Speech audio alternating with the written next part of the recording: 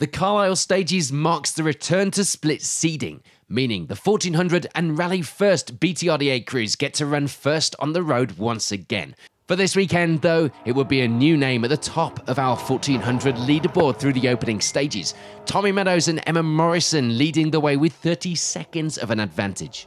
Chasing them down was Steve Black and John Connor in the Suzuki Swift. Second in the category at this stage, the entry being made up of only 1400 S crews this weekend, so the class places would reflect the overall ones. Stuart Spire and Pete Williams would be suffering with the dust like many others, catching the car in front on a number of occasions, but despite that, it will be a good start with third place, level on times with Black. Kieran Darrington returns with a different co-driver for this round. Adrian Cooper alongside, things going well for them over the morning stages, finding more pace and reaching service with fourth place. Just back from Darrington on the results were Richard Cole and Abby Haycock. Fifth place for the Escort pair, 33 seconds back from Darrington.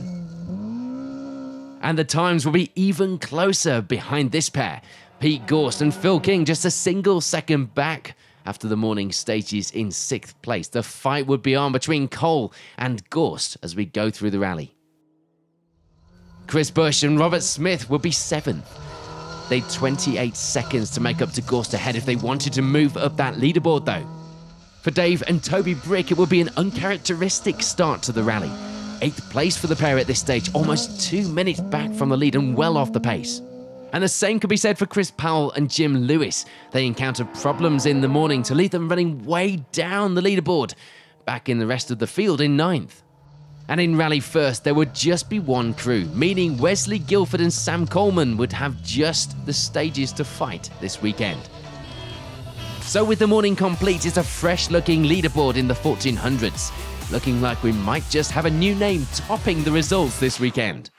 On to the afternoon stages then, and we'd lose our only Rally First crew, Wesley Guilford and Sam Coleman, crashing out into a ditch in the afternoon stages.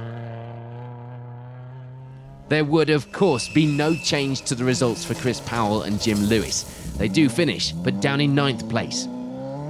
And the afternoon had turned into a disaster, I think it was fair to say, for Stuart Spire and Pete Williams. They go off the stage, losing a lot of time. Hopes of a good result also now gone. But with the help of the spectators, good old-fashioned club rallying style, they get going again, reaching the finish with 8th.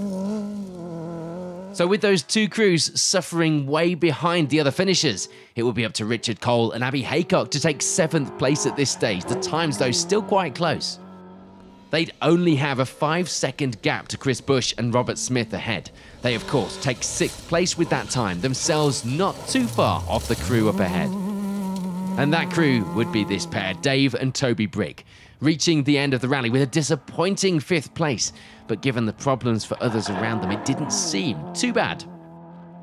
Frustratingly for them, a puncture would be no hope of a podium finish for Kieran Darrington and Adrian Cooper, despite the fact that the pace was very definitely there. They end the rally with 4th, just 7 seconds outside of those podium positions. Pete Gorst and Phil King, meanwhile, have a great outing in the Nova. Only the 3rd time out in the car this season and clearly settling into it well. They take the final step on our podium. No change to the results at the top though. Steve Black and John Connor unable to gain any time on our leaders, having to settle for 2nd place this weekend.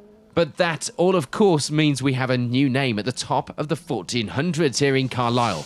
Tommy Meadows and Emma Morrison taking victory and with a comfortable 41-second advantage.